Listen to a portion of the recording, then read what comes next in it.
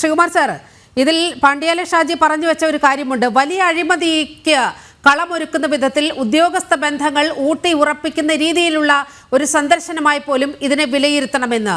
നോക്കൂ, മുഖ്യമന്ത്രിയുടെ principal chief secretary K M എബ്രഹാമിനെതിരെ അനധികൃത സ്വത്ത് സമ്പാദനത്തിന് സി ബി ഐ വരികയാണ്. ഒപ്പം തന്നെ ഇനി നിയുക്ത ചീഫ് സെക്രട്ടറി എ ജയതിലകിനെതിരെ സെൻട്രൽ വിജിലൻസ് കമ്മീഷന്റെ ഒരു അന്വേഷണവും വരാൻ പോകുന്നു. അപ്പോൾ ഈ മുഖ്യമന്ത്രിയെ ചുറ്റിപ്പറ്റിയുള്ള ഉദ്യോഗസ്ഥ വൃന്ദമെല്ലാം വലിയ അഴിമതിക്കാരായി മാറുന്ന ഒരു സാഹചര്യം നമ്മൾ കാണുകയാണ്.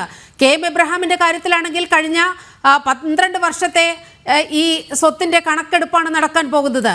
അങ്ങനെ മുഖ്യമന്ത്രിക്ക് ചുറ്റും ഈ അഴിമതിക്കാരുടെ ഒരു വലയം തീർത്തുകൊണ്ട് ആ അഴിമതിയുടെ ഒരു വിഹിതം മകൾ വീണയിലേക്ക് എത്തിക്കാനുള്ള ഒരു തന്ത്രമായി പോലും ഈ ഒരു സന്ദർശനത്തെ നമുക്ക് ഈ ഘട്ടത്തിൽ കാണാൻ കഴിയുമോ? അല്ല, അതൊക്കെ എനിക്ക് അതിനെക്കുറിച്ച് പറയാൻ ആധികാരികമായി കഴിവില്ല. കാരണം അതൊക്കെ ഓരോ പാർട്ടികളുടെ ഒക്കെ നിഗമനങ്ങളൊക്കെ ആയിരിക്കാം. പക്ഷെ ഞാനിതിനെ കാണുന്നത്, ഇത് മുഖ്യമന്ത്രിക്ക് താല്പര്യമുള്ള ചില കാര്യങ്ങൾ എന്ന് പറഞ്ഞപ്പോ ഇപ്പൊ വിഴിഞ്ഞം തുറമുഖം, ആ വിഴിഞ്ഞം തുറമുഖത്തെ അത് അദ്ദേഹത്തിന്റെ പേരിലുള്ള ഒരു സ്മാരകം എന്ന പോലെ ആക്കി മാറ്റാൻ ഒരു പക്ഷെ അദ്ദേഹത്തിന് താല്പര്യം കാണും. അപ്പൊ അതുമായി ബന്ധപ്പെട്ട ചിത്രങ്ങളിലും ചരിത്രരേഖകളിലും ഒക്കെ അദ്ദേഹത്തിന്റെ പേരിങ്ങനെ നന്നായിട്ട് നമ്മൾ പറയുന്ന പോലെ സ്വർണ്ണ ലിപികളാൽ എഴുതപ്പെട്ട പോലെ ഒക്കെ കിടക്കാനുള്ള താല്പര്യം അദ്ദേഹത്തിന് കാണും. കാരണം ഇത് പറയാൻ കാരണം, ഈ വിഴിഞ്ഞം തുറമുഖം കൊണ്ടുവരാനായിട്ട് മുഖ്യമന്ത്രിയായിരുന്ന ഉമ്മൻചാണ്ടി പരിശ്രമിച്ചപ്പോഴ് 6000 കോടി രൂപയുടെ അഴിമതി ഉന്നയിച്ച ആളാണ് പിണറായി വിജയൻ. 7000 കോടി എങ്ങാണ്ടേ ഉള്ളൂ അതിന്റെ ചെലവ്. പക്ഷെ 6000 കോടി അഴിമതി ഉന്നയിച്ചു. അതേ മുഖ്യമന്ത്രി പിന്നെ ഭരണസ്ഥാനത്ത് എത്തിയപ്പോഴ് അതെല്ലാം മറന്നുകൊണ്ട് ഇപ്പൊ അദ്ദേഹത്തിൻ്റെതായ ഒരു സംഭാവനയാണിതെന്ന് ഉള്ള പ്രചാരണമാണ് പാർട്ടിയും അദ്ദേഹം നടത്തിയത്. അപ്പൊ അങ്ങനെ പ്രചാരണം നടത്തുമ്പോൾ അത് ശരിയാണെന്ന് സ്ഥാപിക്കാനുള്ള ഒരു നീക്കത്തിന്റെ ഭാഗം കൂടിയാകാം ഇങ്ങനെ ഒരു കുടുംബ സന്ദർശനം. കാരണം അതൊക്കെ ജനങ്ങളുടെ മനസ്സിൽ പതിഞ്ഞു കിടക്കും. ചിത്രങ്ങളും വീഡിയോ, ഇപ്പൊ ഇതൊരു വീഡിയോ കാലവും ഒരു ഡിജിറ്റൽ യുഗമൊക്കെ ആയതുകൊണ്ട് ഒരുപാട് മേഖലകളിൽ ഇങ്ങനെ പതിഞ്ഞു കിടക്കും. ഒരുപക്ഷെ അങ്ങനെ ഉദ്ദേശം ഉണ്ടാകാം. ഇനി വേറൊരു കാര്യം, ഈ പാർട്ടി, അതായത് മുഖ്യമന്ത്രിയുടെ പാർട്ടി ഒരു കാലത്ത് ആക്ഷേപിച്ചത് കുടുംബാധിപത്യത്തെയാണ്.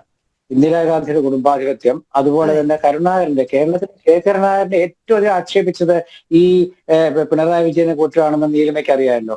അപ്പൊ അക്കാലത്ത് കരുണാകരൻ, അദ്ദേഹത്തിന്റെ മകൻ രാഷ്ട്രീയത്തിലുണ്ട്, മകള് രാഷ്ട്രീയത്തിലുണ്ട്.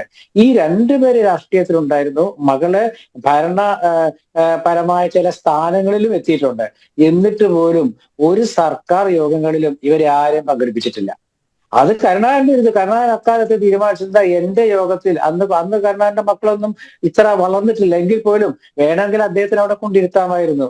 അദ്ദേഹം ചെയ്തില്ലല്ലോ. സി എച്ച് ചിദംബരം ചെയ്തോ? ഇ കെ നായനാർ ചെയ്തോ? വി എസ് അച്യുതാനന്ദൻ ചെയ്തോ? അതുപോലെ തന്നെ നമ്മുടെ ഉമ്മൻചാണ്ടി ചെയ്തോ? എ കെ ആന്റണി ചെയ്തോ? പി കെ വാസുദേവൻ നായർ ചെയ്തോ? സി എച്ച് മുഹമ്മദ് ചെയ്തോ? ആരും ചെയ്തില്ല. അതിന്റെ കാരണം എന്താണ്? രാഷ്ട്രീയവും ഭരണവും കുടുംബവും വേറെ ആയിട്ട് അത് കണ്ടു. ഈ കമ്മ്യൂണിസ്റ്റുകൾ പക്ഷേ ഞങ്ങൾക്ക് കുടുംബവുമായിട്ട് വലിയ ബന്ധമൊന്നുമില്ല, ഞങ്ങള് ചില പ്രത്യശാസ്ത്രത്തിന്റെ ഫലമായിട്ട് രൂപം കൊണ്ട പാർട്ടിയാണ്, ഞങ്ങൾക്ക് നാടില്ല വീടില്ല പാർട്ടി മാത്രം എന്നൊക്കെ പറഞ്ഞു കിടന്ന അവരാണ് ഇപ്പൊ സത്യം പറഞ്ഞ ഏറ്റവും അധികം കുടുംബത്തെ സ്നേഹിച്ചുകൊണ്ട് ഇങ്ങനെ കൂടെ കൊണ്ടു നടക്കുന്നത്. ഇത് സത്യത്തില് കൂടെ കൊണ്ട് നടക്കൽ മാത്രമല്ല, മുഖ്യമന്ത്രിയുടെ സ്വാധീനം ഉപയോഗിച്ചുകൊണ്ട് പിണറായി വിജയൻ എന്ന പേര് ദുരുപയോഗപ്പെടുത്തിക്കൊണ്ട് മകൾ കോടിക്കണക്കിന് രൂപ അനധികൃതമായി ഇങ്ങനെ സമ്പാദിക്കുന്ന ഒരു അവസ്ഥയിലേക്ക് തന്നെ ഈ കേരളത്തിലെ CPM ഒരു അവസ്ഥ എത്തിയിരിക്കുകയാണ്. ഒരു ഏകഛത്രാധിപതി എന്ന നിലയിലേക്ക് പിണറായി വിജയൻ മാറിയതിന്റെ വലിയൊരു ദൃഷ്ടാന്തമാണ് നമ്മൾ ഈ കാണുന്നതൊക്കെ. അതായത് അതൊക്കെ അന്വേഷണം നടക്കുകയാണ്. SFIയുടെ ഒക്കെ അന്വേഷണം നടക്കുന്നതുകൊണ്ട് നമുക്കിവിടെ ചർച്ചാ വിഷയം അല്ലാത്തൊന്നും ഞാൻ പറയുന്നില്ല. ഞാൻ വിഴിഞ്ഞം തുറമുഖത്തിന്റെ ആ ഒരു ഒരുക്കങ്ങൾ വിലയിരുത്താൻ മുഖ്യമന്ത്രി പോയപ്പോൾ എന്തിന് കുടുംബാംഗങ്ങളെ കൊണ്ടുപോയി എന്ന ചോദ്യത്തിന് നമുക്ക് ഒരുപാട് ഉത്തരങ്ങൾ കിട്ടും.